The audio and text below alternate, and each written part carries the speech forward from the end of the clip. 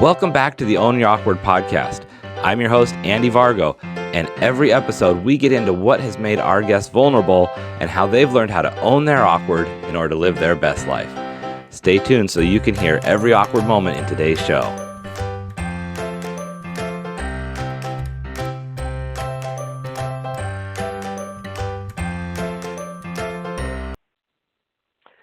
Hello, everyone. Welcome back to the Own Your Awkward podcast. I'm your host, Andy Vargo, and today we have the very amazing writer, ghostwriter, and business leader, Amy Blaschka. Amy, how are you today? I'm great, Andy. How are you? I am doing awesome. I'm so glad to have you on. This is such a pleasure to chat with you. Yeah, it should be lots of fun. Oh, for sure.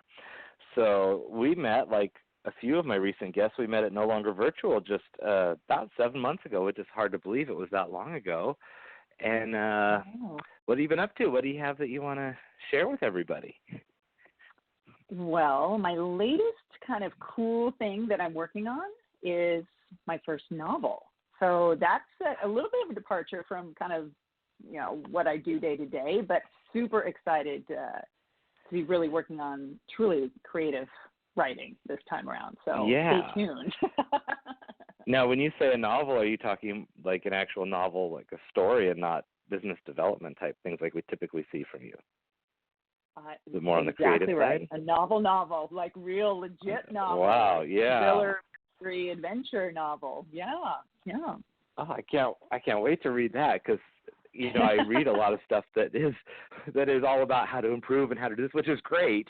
Especially your stuff, it's great to see, but it'll be interesting to see, what's going on in your head in the imaginary side. There's so much going on in my head, Andy. You have no idea. So many ideas swirl around. So many. I am sure. Well, that's going to be so much fun. And how do you find time to write that on top of all of the content that you're putting out all week long? I will not lie. It is tough. It's tough, and it's not like you can just say, well, I schedule from this time to this time, which I do. Try to just carving out time and making it a priority is like with anything that you want or need to get done, right? But what happens with me, and I'm sure this is the case with a lot of other creative folks, the time I've scheduled to sit down in front of my laptop and write, Amy, write your novel. That doesn't always jive with sort of my brain thinking up new story ideas and character development. And I might be on a walk with my dog at the time, or I might be in the car, or I might be taking a shower, right? So right. I have all these little methods. I do my best with my memory, but my brain is always firing and finding connections and different things. So I have many different pads. I have sticky notes. I have, if I'm out and I have my phone, I can either do like a quick voice memo or, I've been known to just like put it as a calendar entry to kind of put a pin in an idea into my phone. So it's like, okay, it's there. As long as it's captured in some way, the next time I'm actually in place, actually write. Yeah, exactly. The key is just to capture. It's like I don't necessarily have to write the whole story right now. I just need to grab that idea somewhere. I need to get the big idea, but No, it's just funny because as you were talking about driving down the road or in the shower, I actually was on a date the other day, and it just started kind of laughing because I had this idea pop in my head, and I had to capture it. And I just looked at the guy and I said, "I'm sorry, my brain doesn't stop." And all of a sudden, randomly, I'll think, "Oh, I need to do this or that has to be done," and it's kind of a sickness in a way. Yeah. Yeah, well, it depends on how you look at it. Either it's a sickness or it's brilliant. Right. Yeah. It's one of those blessing and a curse kind of things. That's right. Well, the hardest thing for me isn't when it's like daylight and I'm somewhere and like I said, I can put it in my phone. It's if it's like the early morning, time before you get up, or it's like right before you drift off, and you don't want to flip on lights and everything. So I'll have like a journal on my bedside table and a pen, and I'll scribble. Like a lot of my notes and things I do too, I do a lot like old school style. Like I go through tons of pens and pads and different things, but I'll scribble something out, but it's in the dark and you think, okay, good, it's captured. And then You look at it when the lights come on, you're like, what is that gibberish? So right. It's, what was you that? try to get it in a timely manner, in a format that actually is, legible. So that's always a challenge. Right. Too. But there's always something to that. So yeah, it's a challenge though.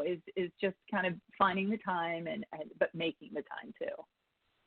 Yeah, and I can't wait to see what you do now. Do you find that writing in a different style is somewhat of a release because you're not in a work mindset as much as a creativity mindset?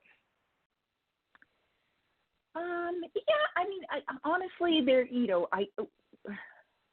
it's not even a relief that, unless I'm writing a character that is so different than the way I think or feel, it can be fun, right? Like, so if you're a positive person as I am, and I'm writing a meanie, sort of horrible type, person, it can be kind of fun just because you can channel some really dark stuff that way, I guess, that you wouldn't right. want to. It can be fun in that way, but I'm finding a lot of what my novel is about has been informed with the type of writing I'm doing every day. So the things that, they say, write what you know, right? And write what you would read. So a lot of the topics and things I might write about that have to do with leadership, like emotional intelligence or soft skills or connection, communication, all those things, I'm like, well, that could be kind of a cool thing. So, even not that I'm going to give anything away with my novel, but I will tell you, it's sort of like Dan Brown meets Brené Brown, right? So if you know that author, Dan Brown, who's written Da Vinci Code and Origin and a bunch of those type of like things that are all rooted in real world. I'm just picturing like the soft skill office killer. Yes. Well, good. Keep thinking. This will be fun. I love that. I love the mystery of all the getting into the deepness of it. So I have really liked Dan Brown's stuff.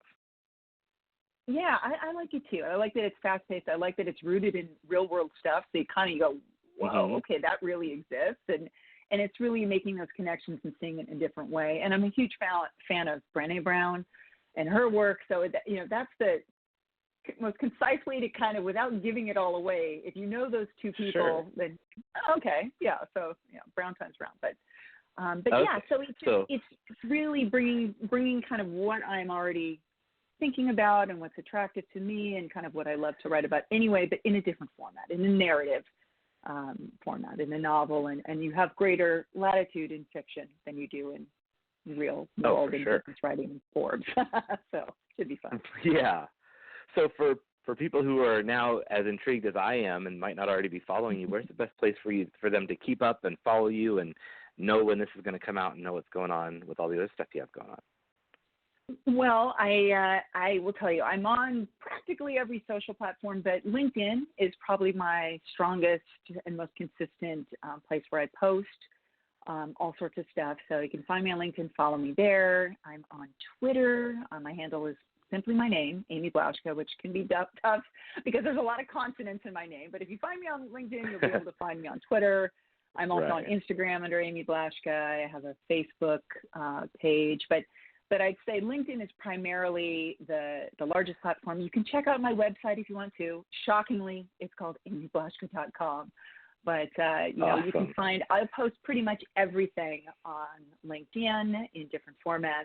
You can find me on Forbes, too, if you want. But LinkedIn is probably the place for everything else. It's the best place to go. And we will have links to all of those social media and website in the description of the episode, too. So click there if you weren't jotting it down, if you didn't have your notepad and pen ready. So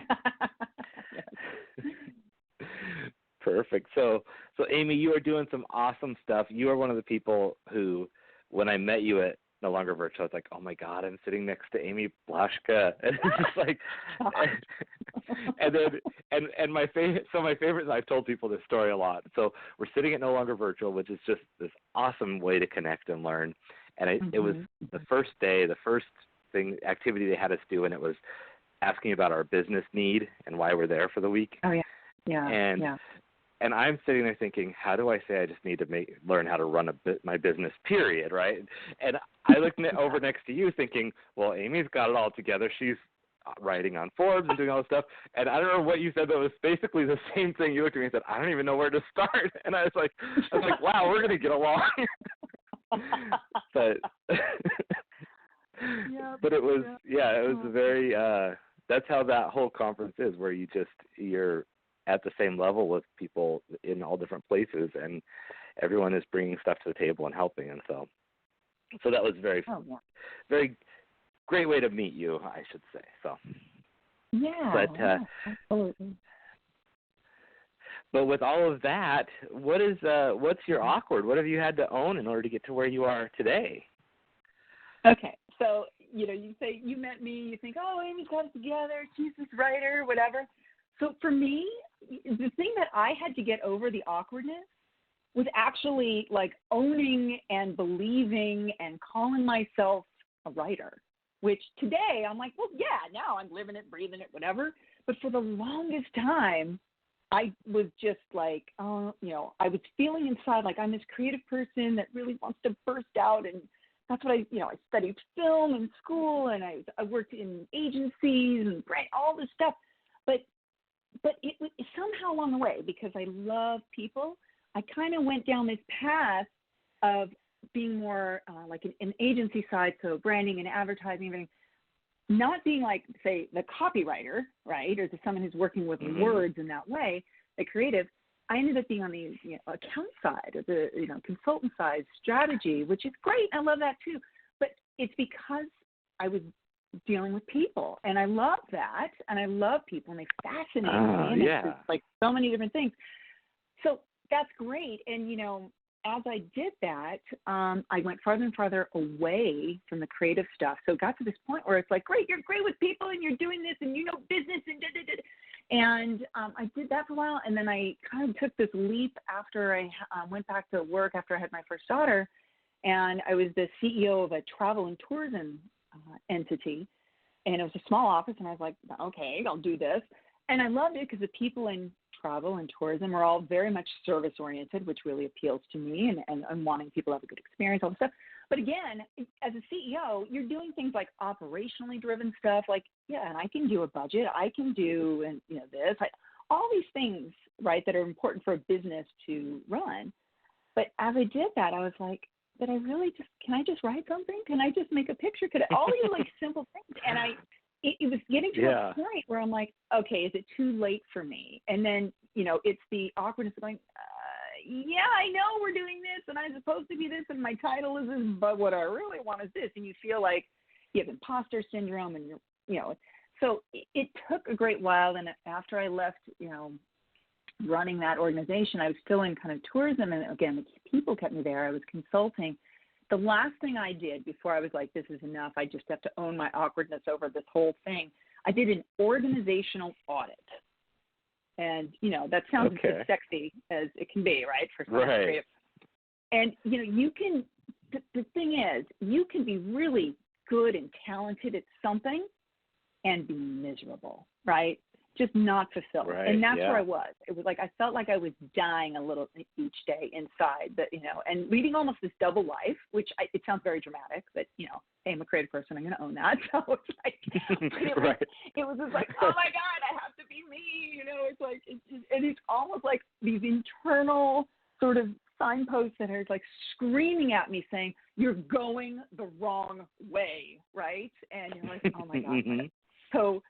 So finally, I was like, okay, just get over yourself, Amy, and start calling yourself a writer. Start writing. If you're a writer, you're writing. Are you writing? Then you're a writer. You just do that. And it took a bit. Yeah. And I think the biggest hurdle was really just getting past my own sort of limiting beliefs and fears. And now I go, okay, that was stupid.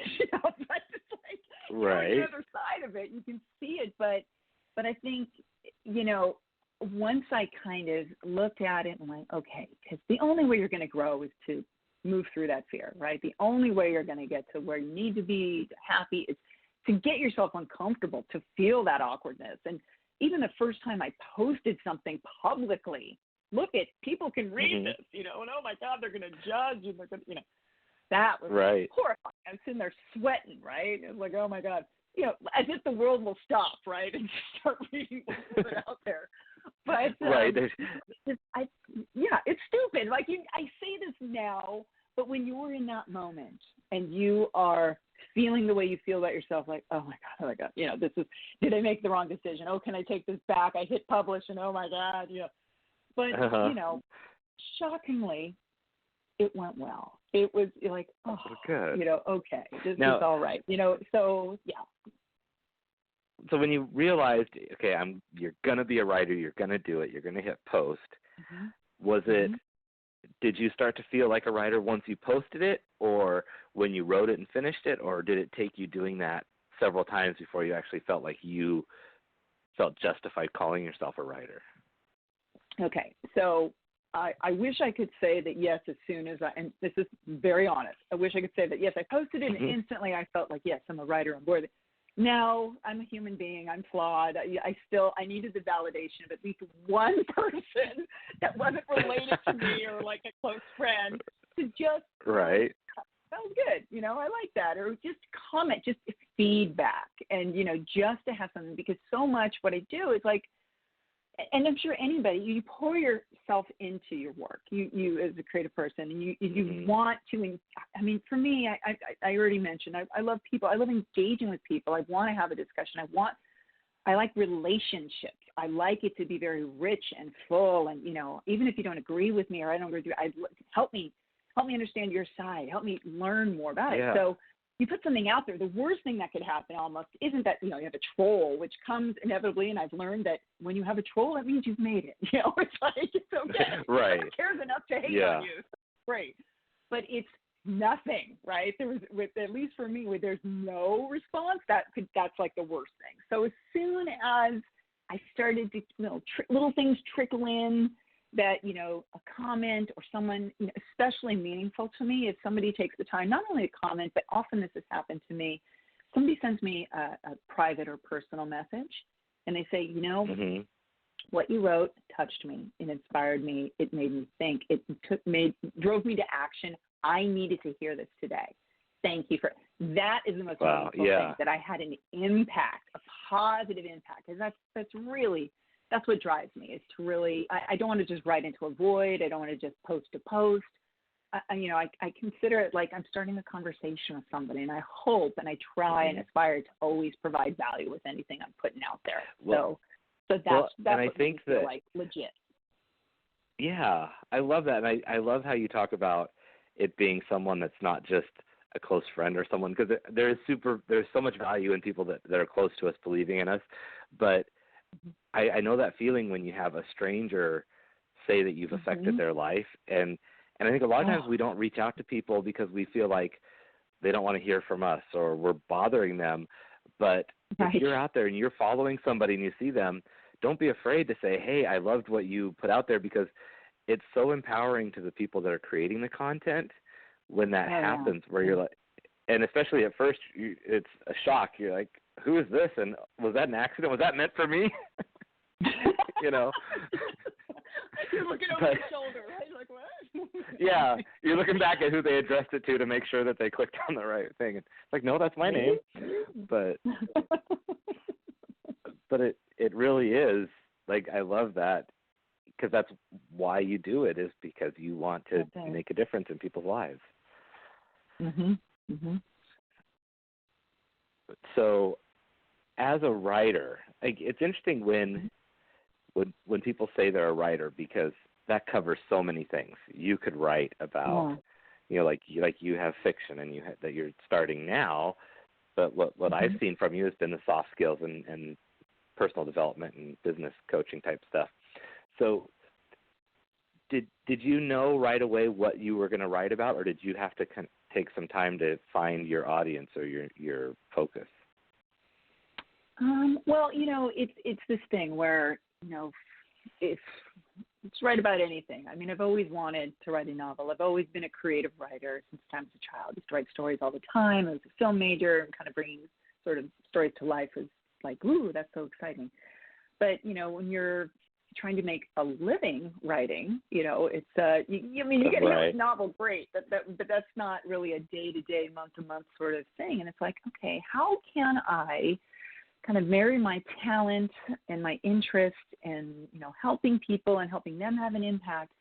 And it sort of, it started out as really helping them tell their stories, which sort of became a little bit of, bios or a LinkedIn summary, that sort of thing in a creative way, and really helping them shine a light on what's most special to them, or what's most special about them. Because most people will be like, I'm not great. And I'll listen to somebody talk to me about themselves. I'll ask them questions. And inevitably, I will see that little nugget. And I'm like, God, you are amazing. You don't even realize it. And it's much easier for someone else to be objective and complimentary about you than you are for yourself, because everybody's their own worst critic. So it started out with that. And then, it became, I see that the power of social media, you can use it for good or for bad. And I choose to use it for good. And I want to help other leaders do it in that way. And there's so much power in storytelling, and on social media, there's this proliferation of people. I feel like they're using it in the wrong way, which is, jamming down all sales, jamming it down people's throats, which is such a turnoff, right? You got to provide value, but I think that the kind of fun way to do that is by sharing. If you're a leader, you're an entrepreneur, you're kind of your day-to-day and a little bit of your vulnerabilities. It's not so much like I'm the greatest. Like we all think everybody's doing so well, and oh my gosh, everybody's struggling with something. And to bring that humanity and that element into sort of the practice of sharing that as a leader, it humanizes you. So people go, and they can see themselves in you. They can see, oh my gosh. And then they can see not only, okay, you may have failed, but what did you learn? And what came out of that? So I help leaders do that. And that very much aligns with who I am and what's the most important to me. But it also helps them, the leader that I'm ghostwriting for, kind of share their story in a compelling way, and they get something out. They're like, oh, I didn't even think about it that way. So it's sort of this great sort of win-win where they're sharing of themselves, and they think, who cares about that? But inevitably, they'll then get feedback from people that follow them, their coworkers, their team, their partners. Like, and when they do it on a regular and consistent basis, they see that's helping attract people to them for the right reasons, that want to work with them, want to hire them, they want to partner with them, sort of thing. So it morphed into more of that. So and along with that, then along the way, about a year ago, I started writing for Forbes. And my official sort of, what do you write about, is I cover personal transformation and its impact on career growth. I knew I didn't want to just write about generic leadership. I really wanted it to be about those things that I saw were often overlooked, like the soft skills, emotional intelligence, intellectual humility, those things that really the leaders I admire, those kind of qualities and skills that they have, but they also really work on. And that to me, that's what sets them apart and makes them more human and appealing. So I wanted to highlight those types of things and those topics. So then that's how that started. So it's really been this journey. I wouldn't say that going in, I immediately thought, this is exactly what I'm going to do. And like anything else, it becomes fluid. And what you try some things, and then you sort of figure out, what's my wheelhouse? What makes the most sense? What would I want to read about? What do I like writing about? And how does it work? So it's that's kind of where it's taking me full circle. And then with the creative side, doing the novel, I've been fortunate enough as a side project, unrelated to what I've been doing on LinkedIn and elsewhere, I was asked to be what's called a collaborative writer. So not a ghostwriter, actually a named writer, working with some partners to bring to life something that was in a script form, a movie script form, into a novel form. So it's sort of transforming that. And that was amazing, a couple months of intense working on that really, like, you know what, I like this, and it's that time I should do my own novel. So it's been kind of a fun journey along the way to be working on these different types of formats. Well, and I like how you mentioned early on when you were, in your CEO days and working for this company, where you said you can be very good at something but still be miserable. It doesn't have to mean that you're happy just because you're doing a good job. And I imagine that even with writing, there could be topics or ideas, like for you to say, just generic leadership wouldn't be fulfilling. It has to be about the personal level and touching people. Mhm. Mhm. Yeah, I mean there are, a million people that cover all sorts of different aspects of leadership, and that's great. More power to them.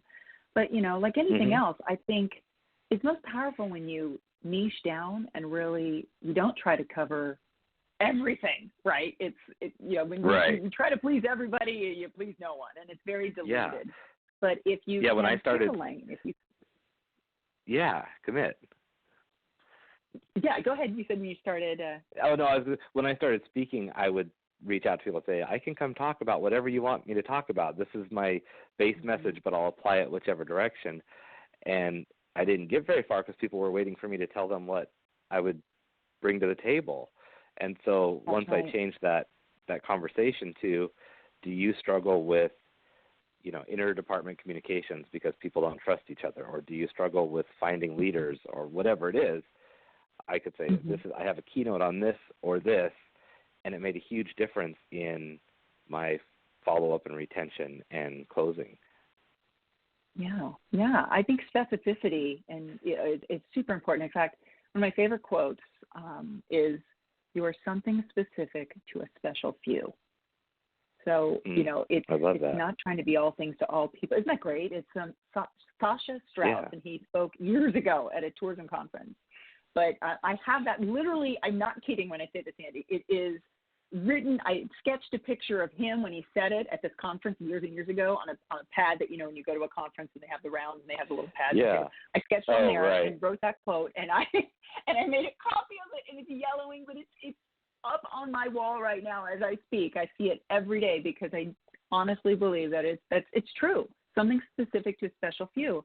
And stop trying to please everybody. Don't worry about trying to do that because, the people that do find value, those are your people. And that's who you're writing for. That's who you're speaking to, whatever the case may be. And they appreciate it and they see that. And, it's you're going to spin your wheels if you're trying to do too much or too broad and you're going to lose interest and no one's going to care.